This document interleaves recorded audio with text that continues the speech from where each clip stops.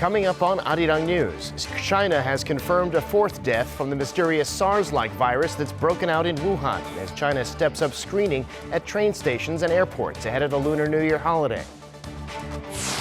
The International Monetary Fund lowers its growth forecast for the global economy to 3.3%, the lowest rate in over a decade, due in part to weaker growth in India. And South Korea decides to deploy troops to the Strait of Hormuz near Iran to protect its nationals in the region, but not as a part of the U.S.-led coalition, operating instead under South Korean command. It's 4 p.m. here in Seoul. Thanks for tuning in to Arirang News. I'm Devin Whiting. With the Chinese authorities having confirmed more than 200 cases of the new coronavirus, or so-called Wuhan pneumonia, they've now confirmed a fourth death from the illness in Wuhan. South Korea on Monday confirmed its own first case, too. Our Lee Kyung-eun has the latest. The Wuhan virus had already spread beyond China's borders to Japan, Thailand, and South Korea. As of 9 a.m. on Tuesday, 3 more people in South Korea are reported to have symptoms of the virus. Out of these 3, 2 were admitted to hospital and 1 was found during the quarantine. This comes after the government confirmed on Monday the first local case of the pneumonia virus. According to the Korea Centers for Disease Control and Prevention on Monday, a 35-year-old Chinese woman who flew in from China on Sunday was the first case in South Korea. She had been diagnosed with a cold in a hospital in Wuhan before she came to South Korea. She had been quarantined in a hospital in Incheon and is reportedly getting better and now showing none of the pneumonia symptoms. In Wuhan, China, where the virus was first detected, the health authorities reported on Tuesday that a 4th patient with a novel coronavirus died on Sunday night. He was an 89-year-old man who has been hospitalized with respiratory problems over a week ago. So far, there have been 198 cases in Wuhan, and only 25 patients have fully recovered and been discharged. Meanwhile, cases of the virus have been confirmed across China, including Beijing and Shanghai, which bring the total number of cases in China to 219. With this, President Xi has ordered resolute efforts to contain the outbreak, saying that the country needs to make safety and health the top priority as millions are set to travel for the upcoming Lunar New Year holiday. Amid growing fears, the World Health Organization says it plans to convene an emergency meeting in Geneva on Wednesday to address the outbreak and decide whether to classify it as a state of international emergency. Lee Kyung-eun, Arirang News. South Korea has decided to dispatch troops to the Strait of Hormuz near Iran to protect South Korean nationals and ships passing through. But it will not be sending them as part of the U.S.-led coalition, instead operating independently to avoid creating friction with Iran. Kim Ji-yeon reports. An official from Seoul's defense ministry said on Tuesday that South Korea's Cheonghae Unit, currently on anti-piracy missions in waters off Somalia, is to expand its operating area to the Gulf of Oman and Persian Gulf, including the Strait of Hormuz, for an unspecified period of time due to rising tensions in the Middle East. 2 liaison officers will be sent to the Bahrain-based International Maritime Security Construct, the coalition of countries tasked with maintaining security in the region, to make preparations for the unit's 6-month mission, which began Tuesday. The Cheonghae Unit is made up of a 4,400-ton destroyer and a Lynx helicopter, as well as some 300 military personnel. The Defense Ministry officials said increasing the unit's personnel or equipment would require parliamentary approval, but that expanding its operating area did not require such approval. Due to the limited capacity of the unit, Seoul may ask the IMSC for help depending on the situation.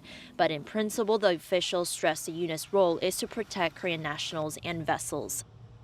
The officials said the government has been mulling over the military's role in the Strait of Hormuz since last May, due to the region's significance in crude oil supply.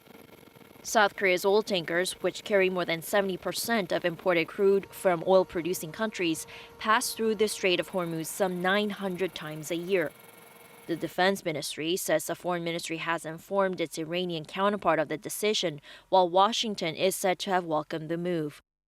Some South Korean media outlets have raised the possibility that the move could help Seoul in its negotiations with Washington on other issues, including the defense cost-sharing talks, which were held last week without reaching a compromise. Kim Cheon, Arirang News. The cabinet this morning discussed ways to successfully co-host the 2032 Summer Olympics with North Korea and voted on the matter to give it official support. The meeting was chaired by President Moon Jae-in. The two Koreas sent a joint bid for the Games to the International Olympic Committee in February last year. Then late last year, President Moon reaffirmed Seoul's desire to host the event with the North. South Korea had previously invited North Korean athletes and officials to the Pyeongchang Winter Olympics in 2018, with the two delegations marching together under one flag.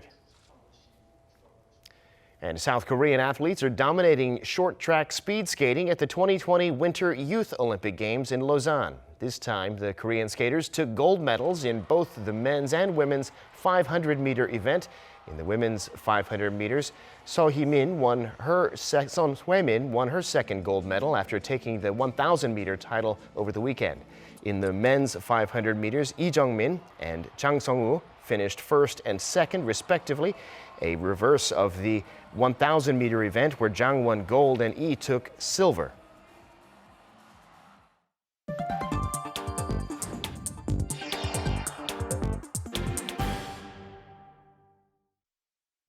The International Monetary Fund has lowered its outlook for growth in the global economy this year, and apparently it sees no clear signs of a turnaround anytime soon.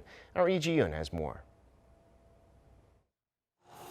In October last year, the IMF projected a 3.4% global growth rate for this year. However, on Monday, it trimmed its outlook to 3.3% and also revised down its growth rate for 2019. We are projecting a modest recovery in growth, for growth to increase from 2.9% in 2019 to 3.3% in 2020 and 3.4% in 2021. The slight downward revision of 0.1% for both 2019 and 2020 and of 0.2% for 2021 is owed largely to downward revisions for India. The institution adds it expects slowest pace of growth since the global financial crisis more than a decade ago, and that despite signs of some stabilization, the projected recovery for growth is still uncertain. After a synchronized slowdown in 2019, we expect a moderate pickup in global growth this year and next. We already see some tentative signs of stabilization. Recent data suggest that trade and industrial output are bottoming out, but we have not reached a turning point yet. It says the world economy could see new uncertainties on the trade front, despite the recent China-U.S. Phase 1 trade deal. The IMF's survey is published twice a year in April and October, while revisions for major economies are issued in January and July. However, there was no revision for South Korea's growth outlook in this January publication. Lee Ji-yoon, Arirang News. Japanese media have admitted that South Korea is lowering its technological reliance on Japan. This ever since Tokyo slapped export restrictions on Seoul last year. Kim Hye-sung reports. South Korea is making achievements in lowering its reliance on high-tech Japanese exports. That's according to Japan's Asahi Shimbun Tuesday, which said collaboration between the South Korean government, conglomerates, and local mid- and small-sized companies to localize tech materials and parts is showing progress following Tokyo's restrictions on tech exports in July of last year. The newspaper cited Seoul's Minister of Trade, Industry, and Energy Sung Yun-mo's visit to South Korean chemical company Seoul Brain earlier this month, saying the firm now has the capacity to supply high-purity hydrofluoric acid, a key material needed to produce semiconductors, to South Korean companies. U.S.-based chemical firm DuPont also announced in January that it'll invest $28 million to build a photoresist production plant in South Korea. The South Korean government has invested around $4.6 billion over the last 19 years to localize key high-tech materials and parts, but wasn't able to make much progress. The Asahi Shimbun said the reason Seoul was able to localize materials much more quickly this time had to do with the push for localization within South Korea's private sector. For instance, it said Samsung Electronics has chosen suppliers outside of Japan to produce around 220 key parts and materials that are mainly shipped from Japan. In addition, South Korean conglomerates are allowing local small and mid-sized companies to test their parts and materials at their facilities. As announced in August 2019, the South Korean government has also pledged to allocate $860 million a year to localize 20 key tech parts and materials within a year and 80 within 5 years. However, the paper says the success of localization depends on if the conglomerates actually use local parts and materials when they mass produce their goods. 김혜성, Arirang News. Time now for an in-depth look at the market news this afternoon. And for that, I'm joined on the line by Mr. Daniel Yu, global strategist at Yuanta Securities. Mr. Yu, thank you as always for making time today. Thank you very much for having me always. Now, Wall Street was closed on Monday, of course, for a public holiday, but coming off new record highs set last Friday. Aside from the U.S., though, what's the story in the global markets today? Right. As you said, global market seems to show some correction after a very strong run that we have seen in the last few weeks. If you look at the Korean Kospi, it was down by 1%. Also, the Kosdaq is down by around 1% as well. Before the Lunar Year holidays, Asian markets in general are taking some breather. For example, if you look at the Chinese market, yesterday the market was quite strong with the Shenzhen index rising by 1.5%, but it's right down back to the previous level by down by 1.5%. The main reason for this volatility that we're seeing is because Moody has downgraded the Hong Kong outlook from stable to negative because of continued riots and issues with political uncertainties. And also, if you look at the IMF, IMF have said that they are looking to much economic growth rate to remain sluggish, even though it has bottomed out in 2019 and is recovering slightly. But they are looking into 3.5% growth rate for next year.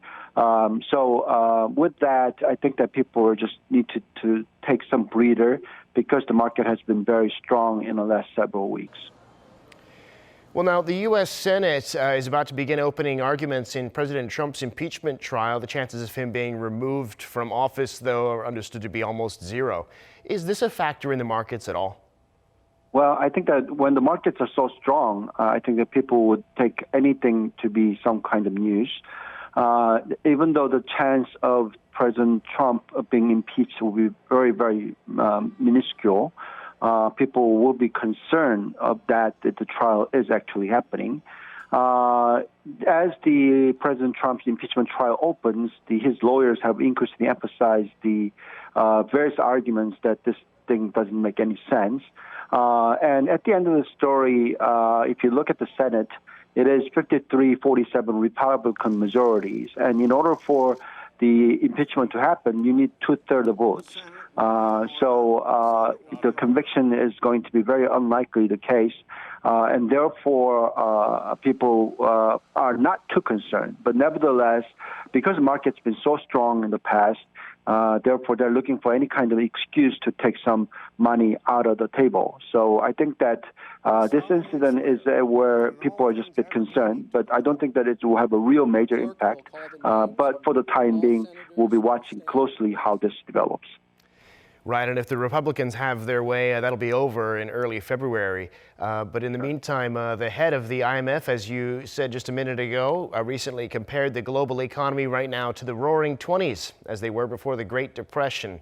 The IMF's economic outlook, of course, now lower than it was recently. What do you make of her remarks and that forecast? Right, I think that, the estimation is a bit too overestimated per se, because it's not really the crisis territories. But she talks about the possibility of the risk. The IMF have warned that the global economy, the world economy, is increasingly vulnerable to the impact of the climate emergencies. as the Washington-based organization downgraded its forecast for 2020 and 2021. But if you look at the numbers, they're talking about 2.9% for last year, and then going up to 3.3, 3.4%, which is a moderate recovery. It's not a recessionary implications. But, they do talk about this possibility of the climate control or climate changes that might have a massive negative effect that we've seen in Australia fire, and further to have some impact on various other countries. Clearly, I think that Davos Forum that's coming through, people will discuss on this issues, and climate control is major importance. And also, because of that, sectors related to that would have very strong run in the future. People are worried about the growth rate, but nevertheless, it is a fairly stable growth. So we are looking into Goldilocks phase. If Goldilocks phase happens, then the stocks that are focused will be rising further, and the stocks that were not focused will continue to be a lagger. So we do think that we continue to focus on the growth stocks, such as 5G-related stocks or alternative energy-related stocks or ESG-related stocks. All right, Mr. Yu, we'll have to leave it there for today. Thank you again for coming on and sharing your insights. Thank you very much. Now, as Mr. Yu mentioned, this year's Davos Forums opened in Switzerland, bringing together world leaders from government, business, and culture. They'll be focusing on 6 key areas, including ecology and the economy. Opening remarks there on Monday emphasized unity. Yoon Jung-min has the details. World leaders appeal for unity within the international community as the 50th World Economic Forum opened on Monday in Davos, Switzerland. Now, why I'm so proud of this community? Because those are people really still believing in the interconnectivity which we have in our world, into the fact that we are all interdependent, which believe in the strength and force of action. The founder added that people were ready to work together to improve the state of the world. The European Union Commission President Ursula von der Leyen also emphasized the importance of working together to find a more sustainable economic system. I believe, as you do, that we can reconcile our economy with our planet. We can reconcile human development with the protection of our home. But we can only do it together. Under the theme of stakeholders for a cohesive and sustainable world, the leaders and activists will discuss 6 key areas: ecology, economy, technology, society, geopolitics, and industry. More than 2,800 participants from 118 countries are attending the forum this year, including political leaders, CEOs, and public figures. Among them are U.S. President Donald Trump, who will be delivering a speech on Tuesday, and Swedish climate activist Greta Thunberg, who will open a debate on the environment on the same day. Also attending are South Korean government officials and business tycoons, including Minister Park Yong-sun from the Startup Ministry, Trade Minister Yoo Myung-hee, and SK Chairman Choi Tae-won. The leaders will discuss various issues, including the 4th Industrial Revolution. Yoon Jung-min, Arirang News. The United States and France have reportedly agreed to hold off their dispute over digital taxes until the end of this year. Reuters reported Tuesday, citing a French diplomatic source, that the 2 countries have decided to continue negotiations on a digital tax at the OECD through the rest of the year, and neither side will impose tariffs during that period. French President Emmanuel Macron tweeted on Monday that he discussed the digital tax with President Trump and that the 2 will work together to avoid raising tariffs. The White House also said on Monday the 2 have agreed to pursue a successful negotiation. The U.S. has threatened to impose tariffs on French goods in response to France's decision last July to tax big U.S. tech companies. The number of elderly people around the world is expected to double by the year 2050. So to keep them company and look after them, artificial intelligence is helping to train social robots. Here's our Oh Soo-young with part 2 of a series on AI. If you can't remember where you left your keys, a robot powered by artificial intelligence could tell you where they are or even bring them to you. That's what Brown University's Human-to-Robot Lab is aiming to develop, training a small robot called Curry to identify different objects and remember which ones are important. It's trying to extract contextual information, but because as you see, when a human is actually walking around in a surrounding, it does not remember everything. Idris is coding algorithms to create long-term memory for mobile robots, which are for now only capable of observing and working with their current surroundings. If you want to make robots, mobile robots like Curry, more intelligent, you need to look at the past observations as well. And that's why this long-term memory comes. And this has various applications. It can be used either in improving health monitoring of the elderly, it can be used as a personal assistant robot, or it can even be used in surveillance. The technology is expected to be used in robots designed to assist the elderly. Those range from cute companion robots to functional ones that help prevent dementia. This Korean tech firm at the Consumer Electronics Show this month brought the two attributes together with its robot Bommy. Bommy interacts with its owner and uses big data to provide customized cognitive training through games and activities, such as remembering shopping lists to help prevent dementia. The robot also reminds users to exercise and take their medicine at the right time. Bommy is currently being tested by patients at various hospitals in Seoul. As AI technology evolves, experts hope assistive robots will enable doctors to better diagnose and check up on elderly patients. We hope to improve the robot's features to actually detect and identify emergency situations or abnormalities and alert medical authorities immediately. Nearly 1 in 4 people in the world will be aged 60 or older by 2050. Double the number we see today. The demographic trend is set to fuel demand for AI in elderly care, a market that's expected to exceed $5.5 billion by 2022. Woo-seong, Arirang News, Providence. The International Labour Organization forecasts the total number of unemployed people in the world will increase slightly this year. In an annual report published on Monday, the organization estimated there will be about 190 million people unemployed globally, up 2 million from last year. Last year's global unemployment rate of 5.4%, however, is expected to stay the same before ticking up next year to 5.5%. Although the unemployment rate has been stabilizing for the past 9 years, the report said not enough jobs are being created. Global wealth inequality, many say, is getting out of control. The world's richest 1% has more than twice the wealth of 6.9 billion people combined. Our Ji-young has this report. A new report is highlighting the widening degree of global inequality ahead of the World Economic Forum in Davos, which brings together some of the world's wealthiest and most influential people. The anti-poverty NGO Oxfam International study released on Monday, dubbed Time to Care, shows the world's 2,153 billionaires have more wealth than 4.6 billion people, who comprise 60% of the world's population. It also says the wealth of the world's billionaires is growing by $2.5 billion every day, while the poorest half of the global population is getting poorer. Forbes' list of billionaires used by Oxfam said most of the wealthiest people are in the U.S., and they include Amazon's Jeff Bezos, Microsoft's Bill Gates, Berkshire Hathaway's Warren Buffett, and Facebook's Mark Zuckerberg. The report also underscored gender inequality, saying the 22 richest men have more money than all the women in Africa combined.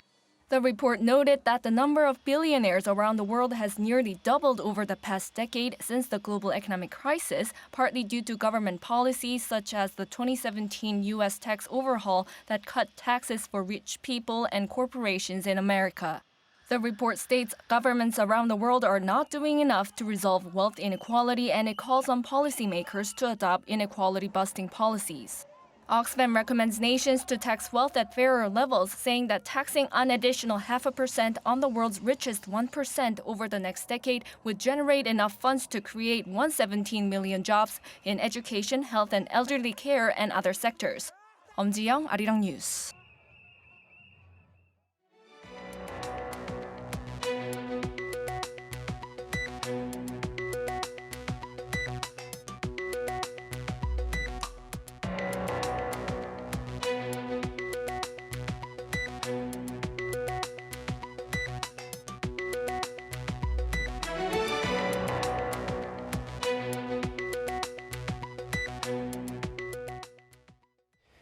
And that brings us to the end of this newscast. Thank you for watching. More live news coming your way at 7 p.m. Korea time.